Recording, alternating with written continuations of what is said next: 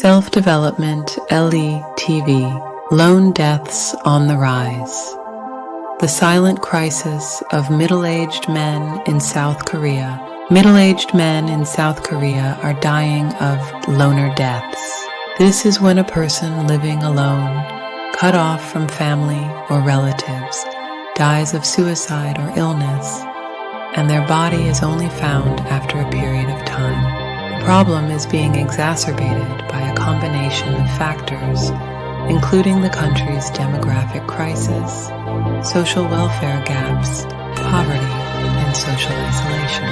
The problem of lonely deaths in South Korea mainly affects middle-aged and elderly men who face social isolation and economic hardship. According to a report by the Ministry of Health and Welfare, the number of lonely death cases has been increasing in recent years, a result of an aging population and the problem of elderly poverty.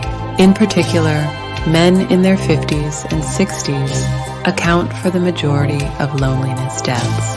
In 2021, the number of men who experienced a lonely death was 5.3 times that of women, up from 4 times previously. People in their 50s and 60s accounted for 60% of loner deaths last year, with a large number in their 40s and 70s. People in their 20s and 30s accounted for 6 to 8%. The problem of loneliness is exacerbated by South Korea's shrinking population and declining birth rate, challenging workplace culture, rising cost of living, and stagnant wages. In response, the government and non-profit organizations have launched various initiatives to prevent lonely deaths. These efforts include neighborhood watch programs, mobile apps for seniors living alone, and increased community events and outreach services. According to the Organization for Economic Cooperation and Development, more than 43% of South Koreans aged 65 and older were below the poverty line in 2016, more than 3 times the average for other OECD countries.